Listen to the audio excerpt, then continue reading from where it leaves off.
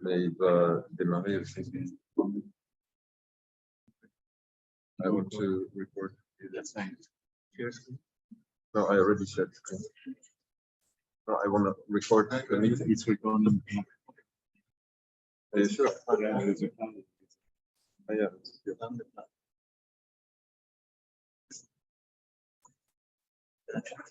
Yeah. Yeah? And how do you stop it?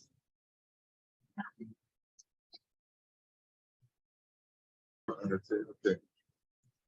Ok, vous le voyez l'écran, très bien. Peut-être les premières choses, donc on a aujourd'hui, et pour les 2 prochaines semaines, on a l'invité de cette année, c'est Gilles Redsin.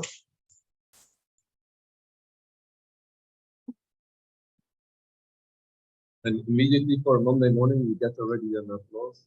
Right. So Gilles is talking English.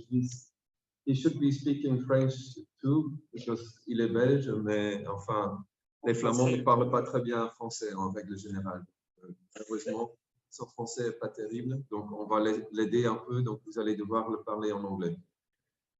En tout cas, Gilles va nous montrer un peu tout à l'heure ce qu'on va faire cette année. Et déjà, pour commencer, vers 11h, 11h30, on va avoir la livraison de 400 bottes de paille. Donc, je vais avoir besoin de votre aide parce que les camions, enfin, on doit le prendre tous ensemble, en fait. Donc, une des premières actes de votre workshop, ça sera de prendre la paille. Donc, le titre de cette année, c'est AI Hey. Donc, c'est en anglais, en fait. Hein. Donc, c'est parce qu'en français, ça ne marchait pas très bien, en fait. Le IA, nous, ça nous faisait penser à des ânes. Et donc, du coup, on n'a pas pris le IA. IA Pie. Non, ça ne marche pas. Donc, bon, vous pouvez le mettre en français si vous voulez, mais... Donc, et ça, ici, en image, vous voyez déjà des premiers tests. On va vous l'expliquer. Donc, c'est un petit intro. On a 150 slides, donc on va devoir aller un peu vite. Mais bon. Donc là, c'est des petites premières images que Ali a produites pour l'affiche de cette année et qui montrent des bâtiments faits en paille. Les images sont générées par Midjourney. Donc, c'est le programme de IA qu'on a acheté quelques licences, donc vous allez l'utiliser cette semaine aussi. L'idée, la finalité du workshop de cette année, et on va le montrer dans les slides, mais on voudrait arriver à une sorte de pavillon moderniste en bottes de paille. Pas de questions, donc très bien. Et donc, comment on va faire ça? Attends, je vais essayer. Est-ce que ça marche? Ah, yes. Donc, ça, c'est l'affiche. On va montrer aujourd'hui donc l'histoire un peu de la conférence, enfin de ce workshop, la série de conférences. Et je vous prie, pour les conférences, on en a 5 au total. Ils sont partiellement le matin, partiellement l'après-midi. Donc, je vais vous montrer le calendrier.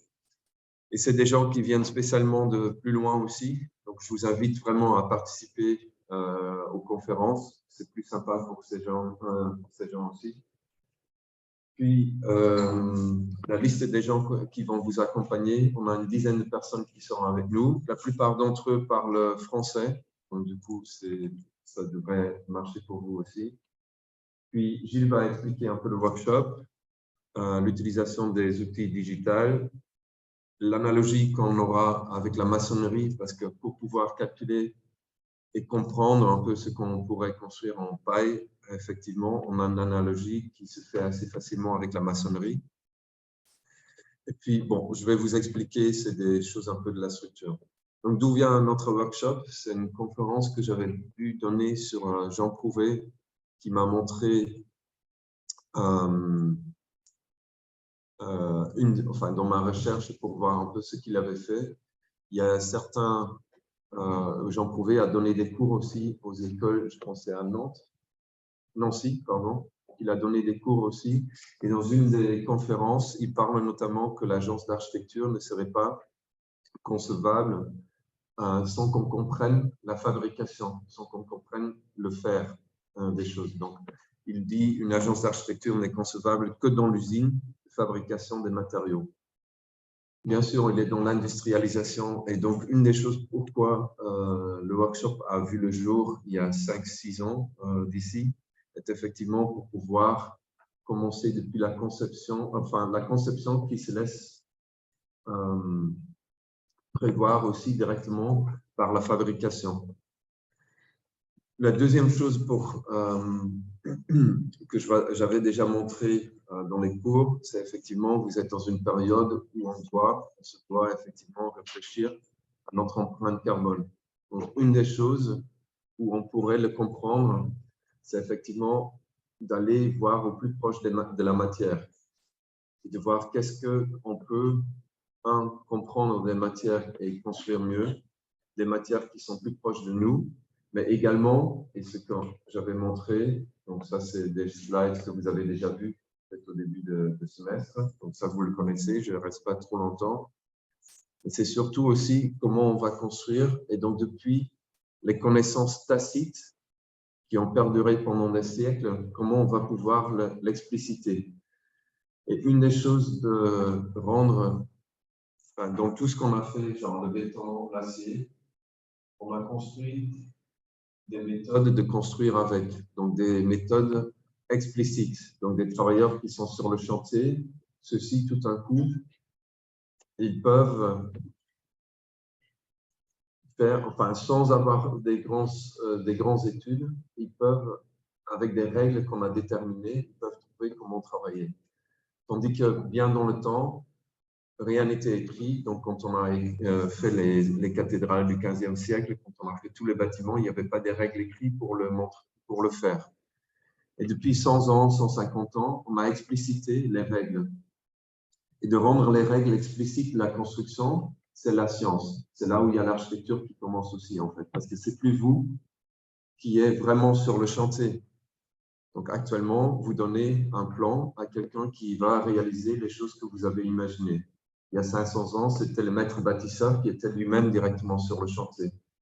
Et donc, tout ce processus entre la construction réelle, échelle 1, et le fait que vous faites la conception, parce que pour l'instant, vous avez fait 3 ans d'architecture et vous avez que fait des dessins. Donc, vous n'avez pas réellement construit. Et je pense là, de se rendre compte de quelles informations ces gens sur le chantier ils ont besoin et de pouvoir le manipuler, c'est assez important. Et malheureusement, dans beaucoup de choses qu'on a fait, donc on avait toutes ces connaissances. Si on regarde le bois, par exemple, dans le bâtiment, les gens sont allés chercher des bouts spécifiques dans la forêt pour pouvoir réaliser une toiture quelconque. Et toute cette connaissance tacite, on peut le rendre, donc du coup, avec votre aide, aussi explicite sur différents matériaux. Et il y a différentes méthodes de le faire. Donc, il y a le calcul, il y a l'expérimentation. Et spécifiquement, je pense que même sur les bottes de paille, pour être honnête, il n'y a pas vraiment de normes. Donc, cette semaine, on aura quelqu'un qui va nous expliquer comment ils construisent en bottes de paille. Donc, il y a une organisation nationale, c'est une association nationale de construction en paille, qui, eux, travaillent beaucoup avec l'expérimentation. Ils ont des règles un peu tacites, en fait. Et ce qui m'a un peu perturbé, ou notre équipe aussi, donc on se dit, bon, avec les étudiants, on veut tester un peu plus, à ce que ça devienne des connaissances peut-être plus explicites et qu'on puisse le calculer. Et par le fait que tu puisses le calculer, le numériser, on pourrait imaginer plein de différentes méthodes. On pourrait aller plus vite et plus loin. Et c'est là aussi, par l'expérimentation, on déduire des règles qu'on puisse du coup rendre explicite et transmettre à quelqu'un d'autre. Donc, une fois que vous sortez d'ici 2 semaines, vous devriez être capable d'aller expliquer à quelqu'un comment construire en bottes de paille et le calculer. Je vois que vous êtes vraiment très enthousiaste, donc du coup, ça me... Non, c'est encore trop tôt, j'ai l'impression. Hein. Et donc, on l'a fait à chaque fois avec des méthodes anciennes qu'on a répétées, qu'on a essayé d'optimiser. Et ça aussi, quand on regarde Nervi, Donc, on a les systèmes de planchers de béton. On sait comment les flux d'effort travaillent dans ces planchers et puis on va une étape plus loin. Et ce qu'on a fait ici, vous allez le voir avec la botte de paille aussi, les gens qui vont l'expliquer cette semaine, ils font des constructions assez, c'est juste sur 2 étages et plutôt très droit. Ce qu'à la limite, c'est intéressant, mais bien sûr, on va aller un peu plus loin. Donc, ce qu'on peut faire, c'est d'aller comprendre structurellement comment ça fonctionne. Donc, je vais vous le montrer un peu avec la construction en maçonnerie et aussi en pré-contrainte. Donc, on a fait des bottes de paille pré-contraintes pour pouvoir faire des poutres, des choses qui sont plus complexes en fait. Et c'est là où on devrait aller aussi en gros. Donc, toutes les choses qu'on fait, lorsque vous le comprenez structurellement, on pourrait imaginer d'aller plus loin en fait. Et une étape encore de plus, c'est aujourd'hui, quand on dépend des gens sur le chantier, c'est se demander qu'est-ce que les nouvelles technologies vont pouvoir nous apporter dans cette approche aussi. Donc, quand on a les gens qui travaillent en bois aujourd'hui, c'est ce que je vous avais expliqué, c'est parmi les gens les plus automatisés au monde en fait. Ils n'ont que des machines. Ou encore l'impression 3D. Donc, c'est du béton, mais on peut gagner jusqu'à 60% de la masse de béton. Donc, peut-être c'est des choses qui sont intéressantes. Et surtout, on est en train de perdre un certain savoir-faire aussi, mais comment ça peut être remplacé ou être aidé par l'automatisation. Et les gens qui sont aujourd'hui dans la pierre de taille, les maçons, avec qui on a travaillé déjà, c'est des gens qui sont aussi très à l'aise dans la 3D en fait. Donc, on peut le faire avec des robots. Pour ça, je vous laisse. Donc, ça, c'est effectivement par l'expérimentation, arriver à de l'expérience et par l'expérience de pouvoir le transmettre dans certaines règles qui sont explicites. Je vous laisse, je vais mettre cette présentation sur sur eForge. Je pense qu'on a une autre plateforme aussi, on partage des choses. Hein? Sur OneDrive. Ok, donc Google Drive. Bon, et donc, vous pouvez le relire aussi. Donc, il y a un petit texte qui introduit les speakers et qui introduit aussi le thème, comment et pourquoi on approche de cette façon. Les workshops du passé, juste pour ceux qui ne l'avaient pas vu, effectivement, celui à gauche, je pense que je l'avais déjà montré, c'était le Solar Decathlon qui met un tout petit peu sur la même idée de pouvoir construire en taille réelle pour pouvoir comprendre et tester des nouvelles choses en fait. Bien sûr, avec les élèves de Versailles, on avait fait un pavillon aussi. C'était un peu trop ambitieux, je dois dire. C'était 10 par 10 par 8. Et après 3 jours, ça s'est écroulé aussi. Bon, mais on apprend par l'échec. Et je pensais, le but aussi, c'était complètement fraisé numériquement, les panneaux. Donc, tous les panneaux étaient différents. Et par cet échec, on ne s'est pas laissé faire. Et donc, on a continué dans un autre workshop qui était Loop, avec Mathias Kemakel, donc un artiste qui est venu construire avec des fibres de verre des installations qu'on a à la fois calculées et du coup, par l'ordinateur, on pourrait essayer aussi d'aller plus loin que la simple petite maquette qu'on a peut-être vue en fait. Et c'est là aussi la puissance que vous, votre génération, que vous avez avec les ordinateurs aujourd'hui, ça devrait vous permettre aussi de trouver de nouvelles formes. Donc, pas seulement par l'expérimentation directe échelle 1 ou l'expérimentation à la main, mais aussi la puissance de pouvoir concevoir avec un ordinateur devrait ouvrir des portes aussi qui sont nouvelles. Et donc, on a fait les ponts. Pardon, je pensais un peu trop proche. Les tensile structures, donc ça c'est avec Thomas Saraceno qui avait en préparation de son expo au Palais de Tokyo. On a eu le Concrete Campus, le Timber Patterning qui était malheureusement une période Covid, et puis le Folded Timber Bridge en 2021.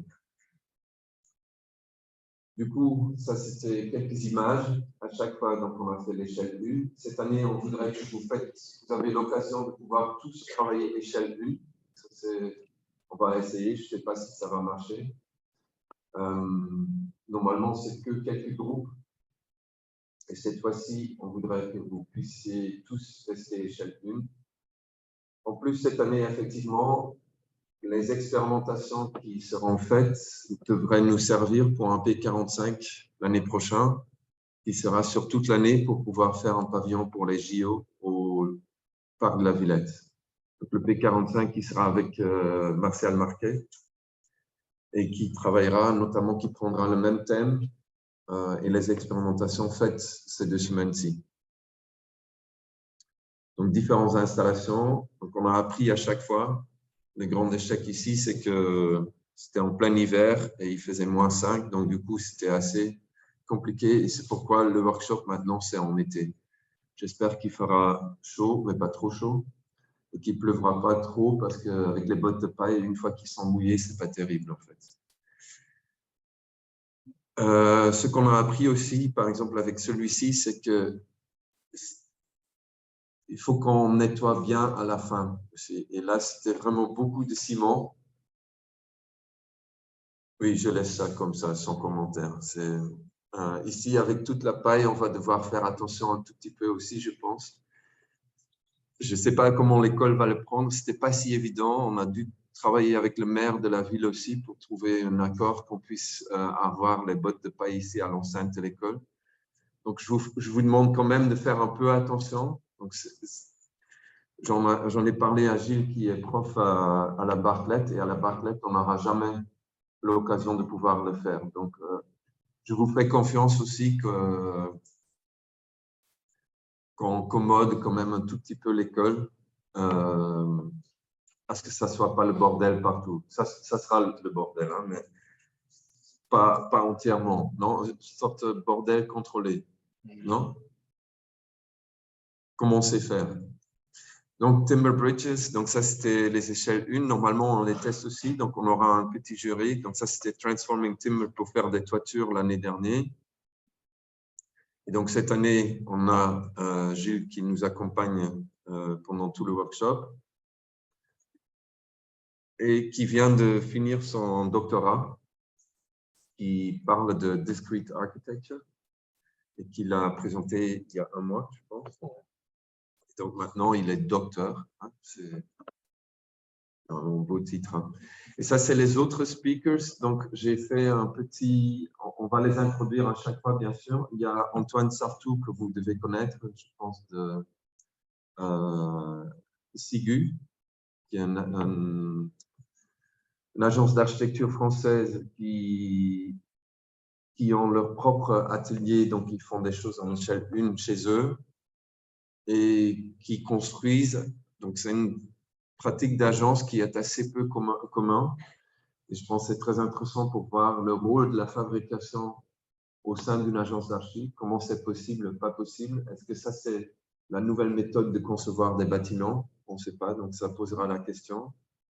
Cédric Amna, bon, on en parlera. Et puis, José Sanchez, Molly Claypool et Hayden Charbel, qui viendront tout le long de la semaine pour donner une conférence, en fait, qui seront mis aussi sur notre channel YouTube. Ça, c'est les gens qui interviendront. Donc, on a une équipe, vous allez voir, il y a très peu de gens qui sont vraiment de l'école. Donc, on a une équipe qui est entièrement externe, presque, et qui viendront un peu de partout. Donc, il y a des gens qui viennent de Vienne, de l'Allemagne, de la Belgique, de l'Angleterre. Et puis, on a nos moniteurs, donc Théo, Nigel, Louis, Lucas et Antoine, qui nous accompagneront pendant tous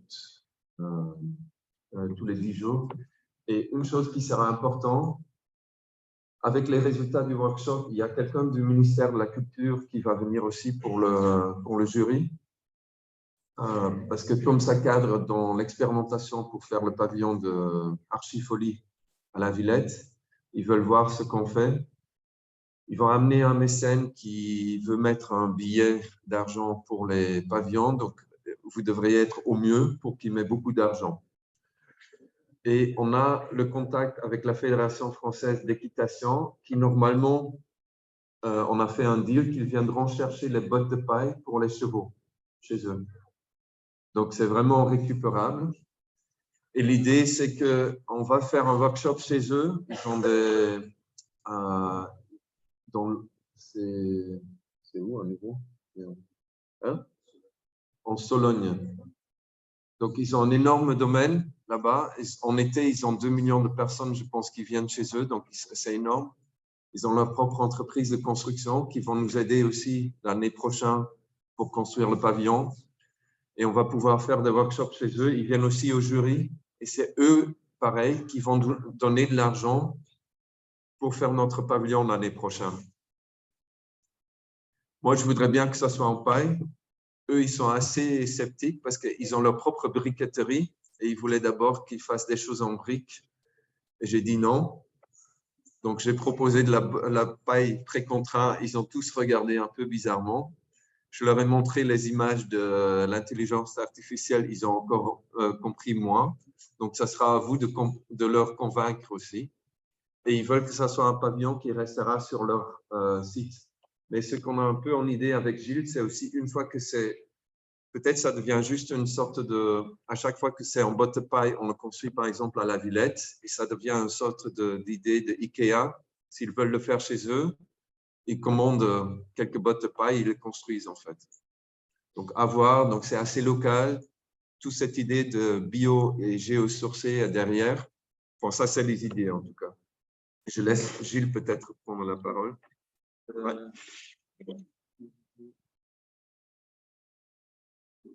Désolé, je vais faire ça en anglais.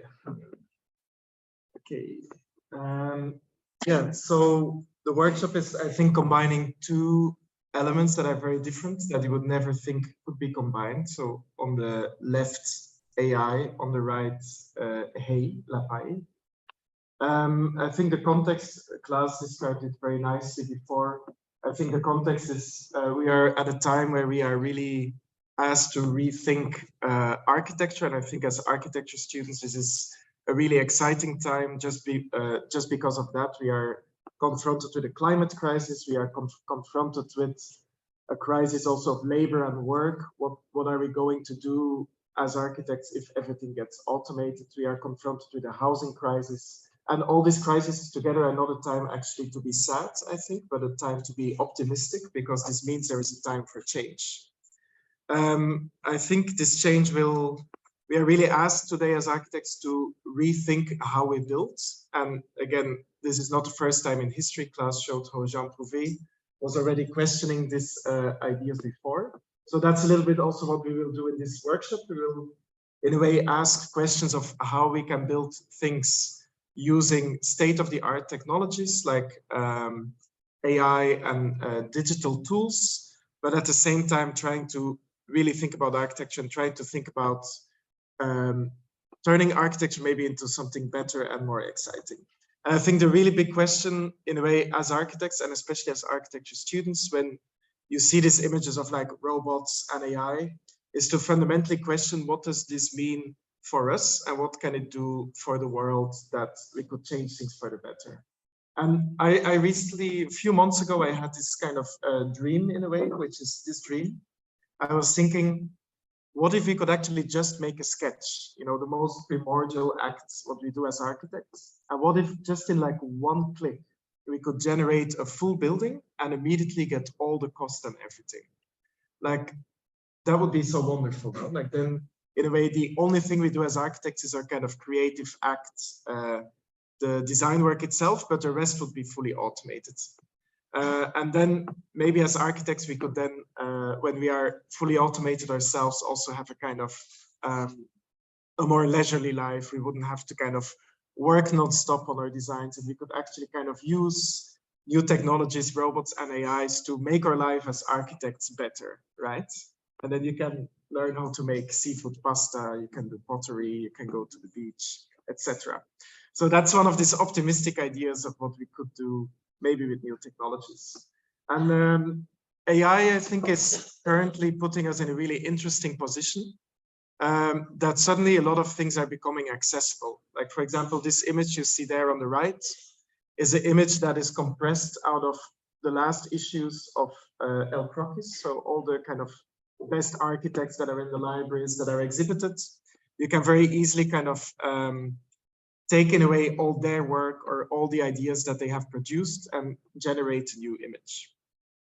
Also with these images, I don't know if you can guess which El Croquis or which architect is behind these images, but basically using AI in a few seconds, you can in a way generate something that is incredibly beautiful and interesting.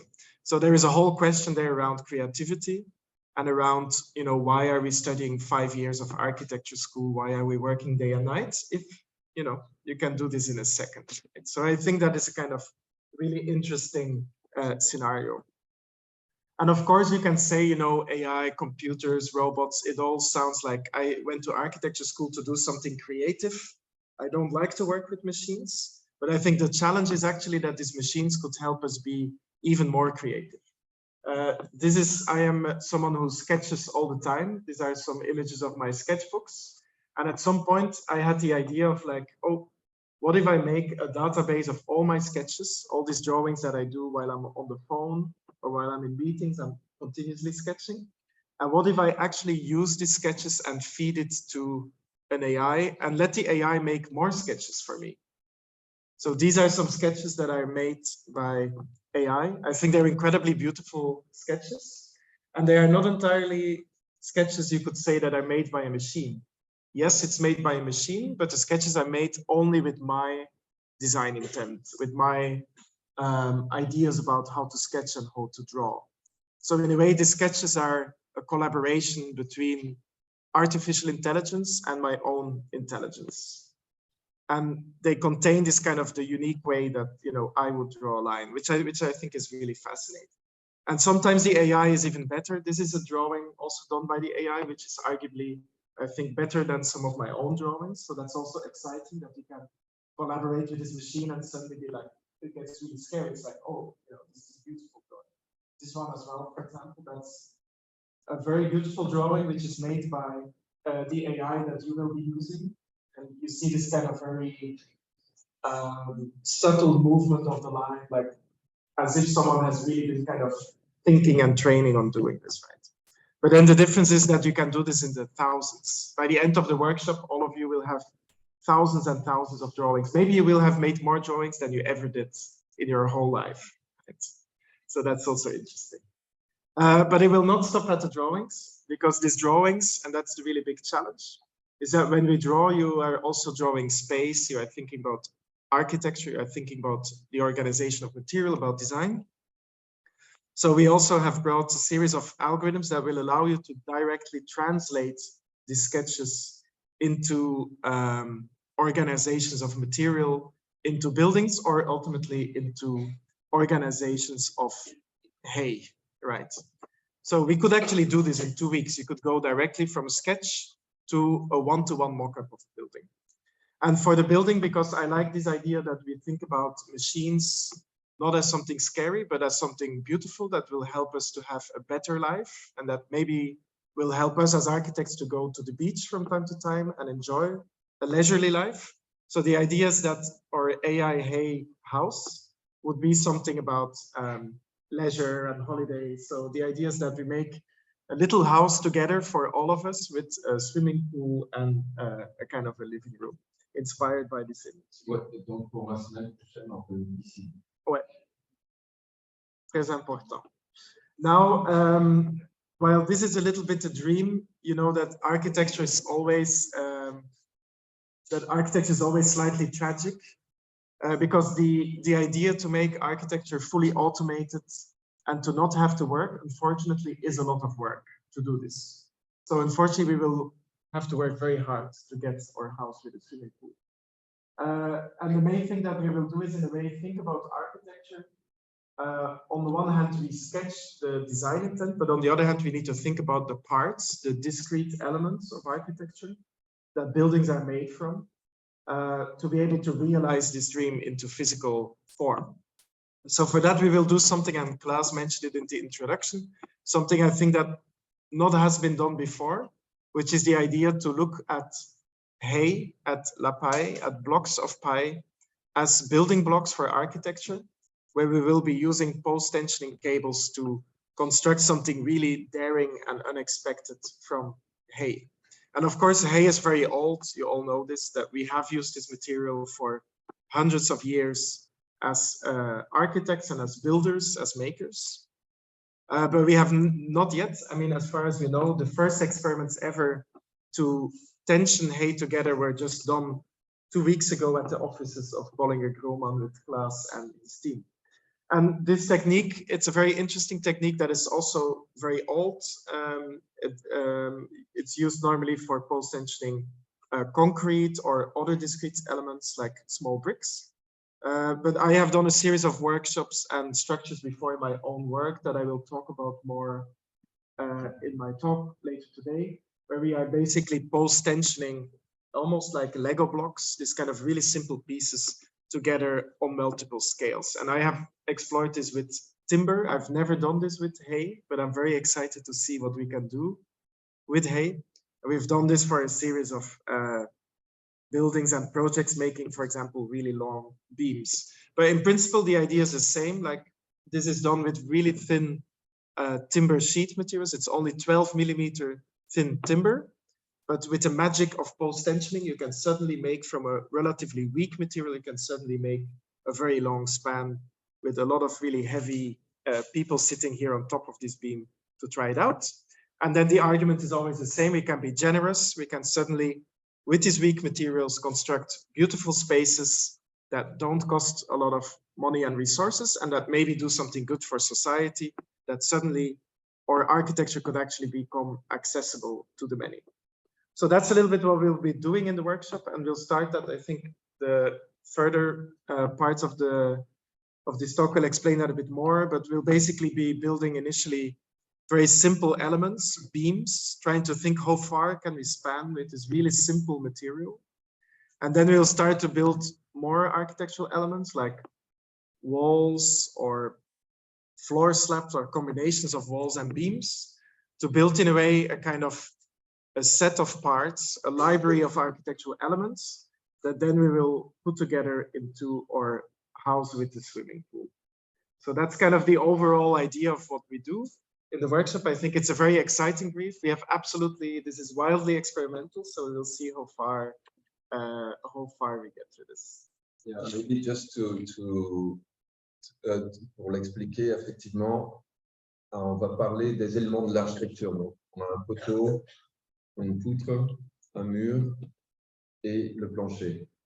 Donc, tout le monde va travailler avec ces 4 éléments pour faire le bâtiment. C'est simple, hein, on ne comprend pas grand-chose. C'est juste effectivement, comme Gilles vient de le dire, personne ne l'a jamais fait comme ça avec la paille. Donc, du coup, vous êtes les premiers. Moi, je rêve d'avoir une poutre de 9 mètres et je laisse venir quelqu'un pour voir ça comme un record du monde. Bon, chacun son ambition. Bon, c'est à vous aussi de venir avec des idées, bien sûr. Et je pense, moi, avec Jean-Rémy, on avait préparé quelque chose sur la structure, mais je pense qu'on ne va pas le faire ce matin parce que je préfère qu'on puisse commencer à esquisser peut-être assez. No, we shouldn't. Yeah, I also think. So this is a material. We have timber, straw, and cables to pre-stress. The sangles for pre-stress. And I think, yeah, we have 150 students. Ah oui, pardon, j'ai changé en anglais, pardon. Donc, la première semaine, donc, je vais vous montrer tout de suite, vous seriez en groupe de 4. Vous avez déjà pu vous mettre dans la liste, je pense. Tout le monde a pu le faire. Vous avez eu accès? Ouais. Si vous ne l'avez pas fait, faites-le tout de suite. Comme ça, on a tous les groupes, en fait. Et l'idée, c'est tout de suite, ce matin, de commencer avec des croquis. Ouais. Puis, je vais le montrer dans le calendrier. Ça va être plus simple, en fait. Donc, ça, c'est le calendrier.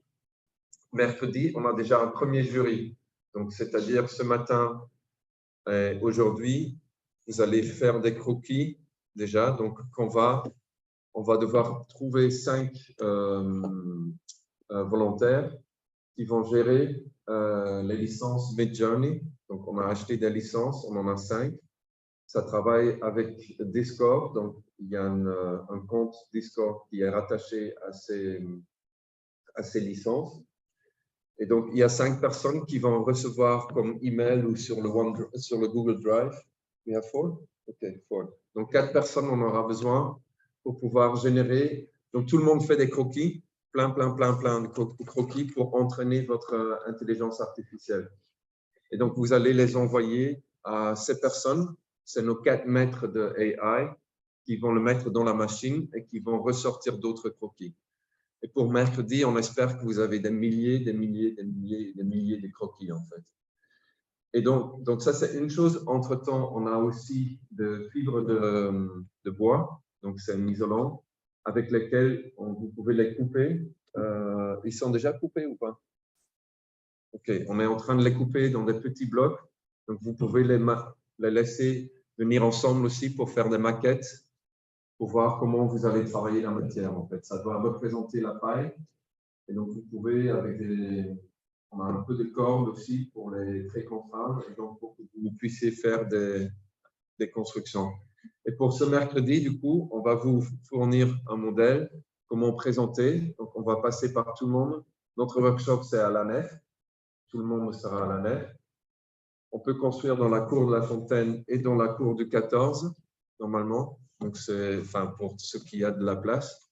Je peux vous dire, ce n'était pas évident. Donc, j'ai dû bannir les voitures de cour de la Fontaine. J'ai réussi, mais avec l'aide du maire de la ville de Versailles. Ce qui n'était pas possible sinon. Et donc, mercredi, on a un premier jury pour voir qu'est-ce que vous allez continuer en échelle 1 et comment le calculer. C'est pour ça que j'avais prévu déjà de parler de comment faire les calculs, mais je vais le faire plus tard parce que je préfère que vous commenciez à faire des croquis. Et puis, je vais juste parcourir. Donc, vous voyez les blocs en bleu, c'est là où il y a des conférences. Oui. Il y a ici, demain matin, ça va être important, il y a quelqu'un qui va introduire aussi certains outils digitaux. C'est à 9 h déjà. Donc, j'espère. Et vous n'amenez pas votre propre ordinateur, vous allez regarder et après, on va passer chez vous. Faites que vous avez déjà installé toutes les licences pour qu'on puisse, quand on passe, qu'on puisse aller plus rapide, en fait. Mais je préfère que vous écoutez, vous ne le faites pas tout de suite vous-même. Et après, on viendra vous voir, en fait. Et donc, qu'est-ce qu'on a? Donc, ça, c'est… Natacha, c'est dans l'après-midi ou c'est le matin? Non, ce n'est pas le dernier planning. On va vous l'envoyer, le dernier planning. Bon, c'est à peu près correct. Ici, comme je vous dis, le jury, puis on va construire et commencer à construire et calculer ici, jeudi, vendredi. Il y a des talks aussi, donc ça va. Okay. Et puis, le lundi, on continue. Et le mercredi prochain, c'est le grand jury dans l'après-midi. Donc, il y a les gens de la Fédération française d'équitation, il y a le ministère de la Culture, et j'allais demander à Tsuyoshi Tame, qui vient de construire un petit pavillon au Vitra, en sorte de paille. Donc, c'est un architecte japonais qui pourrait peut-être être dans le jury aussi. Super important, c'est la déconstruction. Parce que le vendredi, il y a déjà un autre workshop dans la nef. Et donc, il y a des gens de la DRAC qui viennent le vendredi, qui doivent voir l'espace propre. Bon, c'est ambitieux, je vous l'ai dit. Donc, et si peut-être le jeudi, on peut nettoyer la nef, peut-être le vendredi, on fait la cour, et puis le vendredi, on voit les bottes de paille à la Fédération française d'équitation. Ça, c'est le plan pour l'instant. Et il y a une équipe qu'on va avoir besoin pour la communication. Le 7 juillet jusqu'au 25 juillet, il y a un expo à Malaquais de ce que vous avez fait.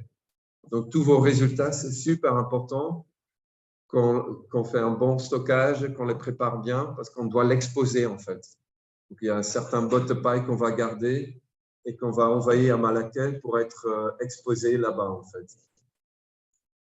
OK, donc ça, c'est les channels. Donc, il y a le Zoom qui est à chaque fois pareil. Il y a le YouTube channel, mais vous pouvez voir les vidéos de l'année dernière. Il y a un site web que vous pouvez regarder, mais c'est plutôt les choses de l'année dernière. Il y a le Instagram aussi qui va suivre un peu. Donc, il y a déjà mis en route à nouveau. Et puis, si vous avez des questions supplémentaires. Bon, ça, je ne vais pas passer maintenant, non, parce que ça, c'est trop long. On va faire ça plus tard. Comme ça, on peut commencer. Non? Donc, sur la maçonnerie, Jean-Remy, Ali et Paul, qui sont de l'équipe aussi. Il y en a d'autres qui viendront, donc vous allez les voir. Donc ça, on va vous apprendre Et ça, c'est vraiment, on a des exemples actuels. Pourquoi c'est intéressant de travailler sur des éléments discrets. Ça, c'est un bâtiment qu'on fait actuellement avec Gilles Perrodin en zone sismique. En France, il y a du séisme, donc ça, vous l'avez vu la semaine dernière.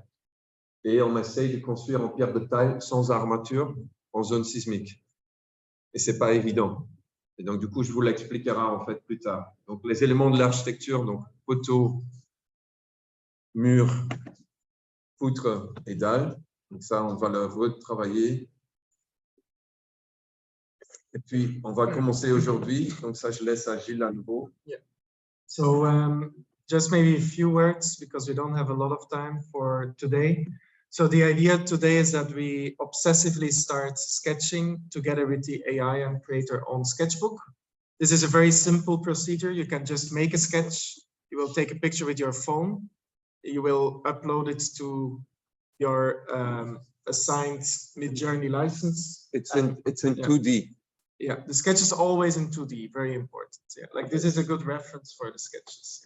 Maybe that we didn't explain, but the idea is we wrote a script that will automatically recognize your sketches and transfer it through to a 3D model. Yeah. So we made a script that transfers your sketch from pixels to a voxel that is recognized in Rhino. So you will have a Rhino model from your sketches. So I say, yeah, I think we did. With the sketches, so I'll quickly show a little bit how it works with this nice example. So basically, the AI is doing image blending. So if you want to blend this cat and this loaf of bread, you get this bread cat, right? That's the power of the AI. So you will see in Midjourney, it's very simple. Like we will just upload up to 5 images that you can blend, and then it will produce a new image from the input of your initial images. This is another example. So if you blend this cat and this man, you will get 4 new blends between these two. Or if you blend me and Klaas, you will get this very handsome person from that, right?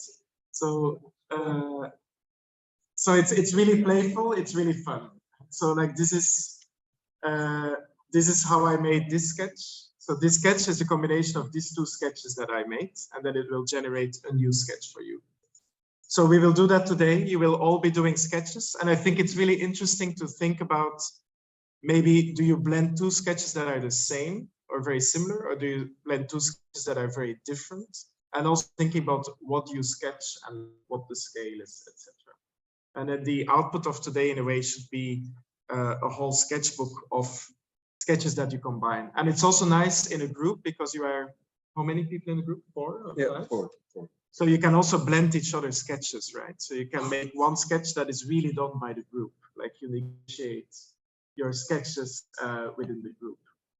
And then, yeah, so that's a bit the idea for today is in a way that you produce artificially generated sketchbook, and that you document in a way your process of what you are thinking about. And I would ask kind of 5 sketches that you think are the best, because it's very easy to produce thousands of them, but it would be nice to have 5 sketches that you as a group really, really like, and that you're like, these are really the best ones. I could have never sketched this before. I'm very proud of this. I think this afternoon, you will still continue with the sketching. Actually, until Wednesday, the idea is that you continue to sketch until Wednesday, right, for the jury. And at the same time, you should try already the material, what is possible, what is feasible, what works, what doesn't work. And I think we should, did we send some of the images that we produced ourselves for the little models, the maquettes? Maybe we should send you some of the... on peut vous envoyer aussi quelques images des maquettes qu'on a fait nous-mêmes à l'agence pour tester un peu avec les blocs, en fait. Donc ça c'est pour en pré...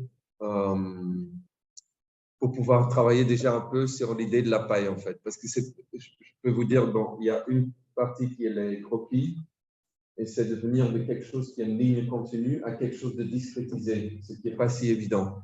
Et de travailler avec des éléments discrétisés des blocs, ce n'est pas évident de venir à un résultat complet, en fait. Mais ce qui nous intéresse particulièrement, c'est depuis les connaissances d'un plus petit élément, en faire toute une série d'opérations, de combinaisons.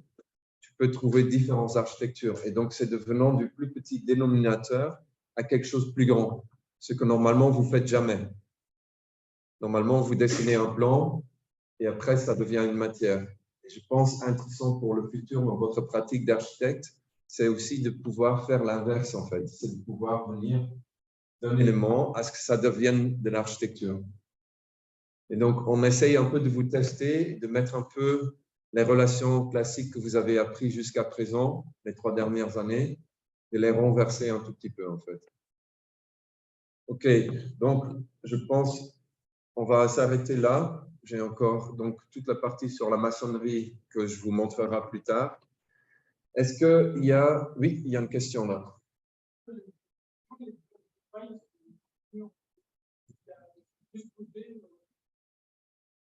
Très bonne question. Et donc, du coup, effectivement, il faudrait qu'on le montre un peu. Mais… Donc, il y a plusieurs façons. Un, c'est juste comme des briques où que tu les composes et puis tu les superposes l'un à l'autre. Donc, très bien. Sauf qu'effectivement, pour arriver plus loin et à des choses un peu plus excitantes, c'est de pouvoir utiliser des câbles de précontrainte, des câbles tout court. Et en fait, dans le bâtiment, par exemple, de Gilles Perrodin, pour pouvoir faire que ça marche même sous zone sismique, on a besoin de mettre des câbles ou des armatures dedans. Et donc, on a typiquement dans tous les architectures qui sont discrétisées, donc les blocs de pierre, les blocs de paille, les blocs de je ne sais pas quoi, ils sont en règle générale plutôt bien en compression. Mais on sait bien, et comme tu viens de le demander, si c'est juste en compression, comment on peut arriver à quelque chose d'un peu plus complexe. Genre une poutre, vous l'avez tous compris, une poutre, ça a de la traction et de compression. Vous vous rappelez les petites images. Et enfin, du coup, pour faire une poutre, on va faire les câbles qui représentent la traction et on a des câbles qui, enfin, et on a les bottes de paille qui sont de compression. Donc, je montre juste ici, quand on fait ça, oui, on a presque fini. 5 minutes. Ouais. Oui. Excusez-moi.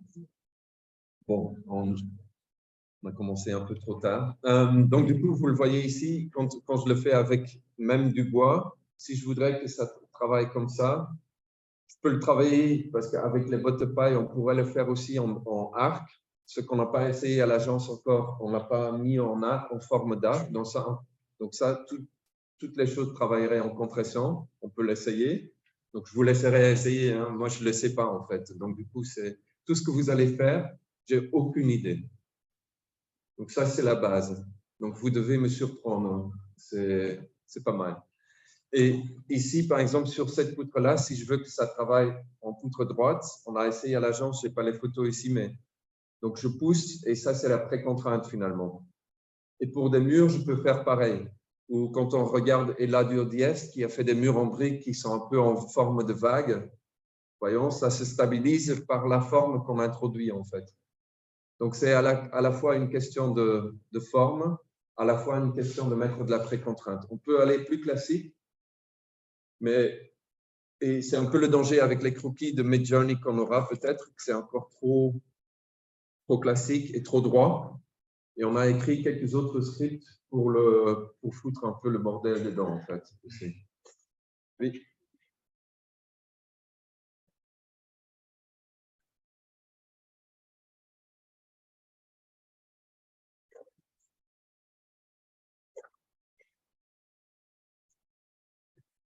OK. Donc, première question sur les bottes de paille. On ne les coupe pas parce que je veux les rendre aussi à la fédération.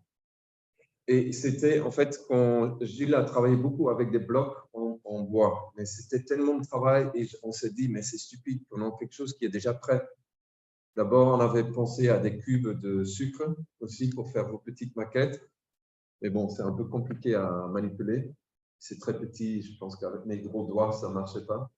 Et donc, du coup, on m'a dit des bottes de paille, c'est peut-être bien. mais ils ne sont pas très droits, hein, il faut faire attention. Donc, c'est un peu… la deuxième question, c'était… Ah, les croquis. Enfin, les croquis, l'idée, c'est que ça représente un plan. Enfin, ça peut être assez libre, je pense. Ouais. On n'a pas un produit prêt, en fait. C'est ce qui vous intéresse. Oui. Est-ce que c'est les blocs de paille qui sont monoblocs ou est-ce que c'est les blocs de paille qui sont… Non, c'est enfin, pour autant que ça puisse être monobloc, parce que enfin, tu peux le discrétiser jusqu'à la dernière paille, bien sûr. Mais non, c'est juste un bloc qui fait 1,20 m par 45 par 37 normalement. Mais bon, ça c'est approximatif. Hein. Et puis quand on a mis la précontrainte dessus, on a fait une poutre de 2,5 m à l'agence. Donc c'est 3 bottes. Mais en fait, on a créé des modèles de calcul aussi qui représentent, quand on met la précontrainte, ça se tasse beaucoup.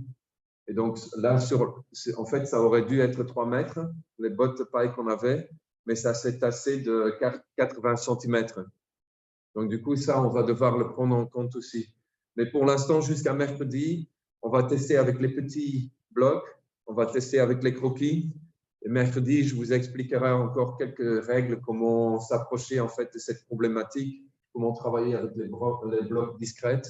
Et je pense qu'entre-temps, on devrait montrer aussi ou envoyer quelques images des maquettes qu'on a faites pour vous laisser un peu, enfin, pour vous libérer un tout petit peu. Parce que surtout, comme tu as demandé, il ne faut pas que ça devienne juste un empilement, en fait. Ce n'est pas ça. Enfin, ça, c'est trop… Ça, tout le monde sait faire ça. Et on n'a pas… Enfin, on n'est pas là pour faire ce que tout le monde sait déjà faire, non? Pas moi. Vous non plus, non? Non? Ouais, tout le monde a encore assez ce qu'il peut faire. OK, donc si ça vous va, on va à la nef et puis on va commencer avec les croquis. J'ai besoin de 4 volontaires. On va le faire en binôme, donc c'est 8 personnes qui peuvent gérer les licences de Midjourney. Quelqu'un a peut-être déjà de l'expérience avec l'AI, avec Midjourney ou pas? Oui? Ah, bah parfait, c'est peut-être pas mal du coup. OK, bon, on se retrouve à la nef. C'est la nef. Le NEF.